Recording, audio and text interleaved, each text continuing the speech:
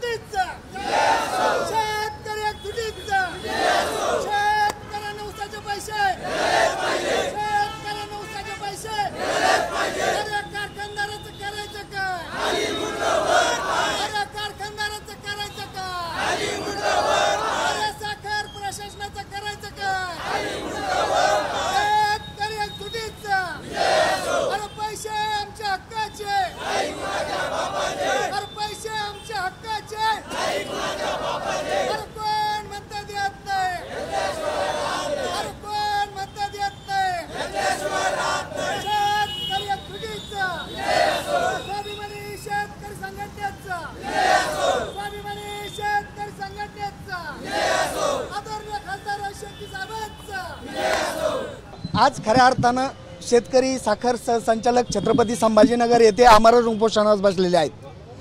शेतकऱ्याला उपोषणाला बसणं हे या महाराष्ट्राला न शोभणार आणि या सरकारला न शोभणार आहे। खऱ्या अर्थाने कष्टाचे पैसे काम करून 12 महिने 15 महिने त्या ऊसाला पाणी देऊन रात्रंदिवस एक करून ते पीक आणून शेतकरी कारखानदाराच्या ताब्यात देतो। कारखानदाराचा कायदा असून सुद्धा 15 दिवसाचा कायदा असून सुद्धा कारखानदार शेतकऱ्याला पैसे देत नाही आणि शेतकऱ्याला ठेंगा दाखवण्याचं काम कारखानदार करत आहे।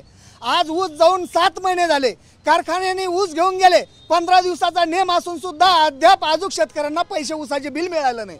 आज 7वा महिना उजाडला, शेतकऱ्यांच्या कष्टकऱ्यांचे आज कोणाचे दवाखान्याचे काम आहे, कोणाचे हॉस्पिटलचे काम आहे, कोणाच्या मुलाचे शिक्षणाचे काम आहे। आज पेरणी तोंडावर आहे, पेरणीसाठी बी बियाणं नाही, शेतकऱ्यांना खत खरेदी करण्यासाठी आज पैसे नाही। शेतकरी खऱ्या अर्थाने आज आर्थिक संकटात असताना सुद्धा कारखानदार त्यांना सहकार्य करत नाही आणि ज्यासाठी साखर प्रशासन नेमलं तेही शेतकऱ्यांच्या बाजूने उभा राहत नाही।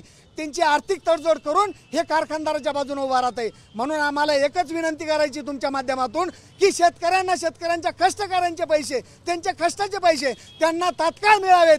जोपर्यंत शेतकऱ्यांना कष्टाचे पैसे त्यांना मिळत नाही तोपर्यंत हे आमरण उपोषण असंच चालू राहील आणि आज आम्ही आमरण उपोषणाला बसलेलो आहोत। आमची जोपर्यंत सहनशक्ती आहे तोपर्यंत आम्ही आमरण उपोषण करू आणि तिथून पुढे आंदोलनाची दिशा चेंज करून आम्ही आंदोलन हे उग्र करणार आहोत। हे साखर प्रशासनाला आणि कारखानदाराला इशारा आहे।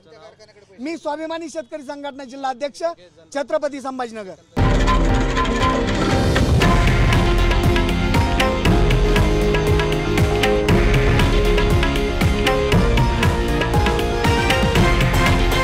हे आहे देशातील नंबर 1 न्यूज नेटवर्क आणि आपण पाहत आहात TV9 मराठी, एकमेव।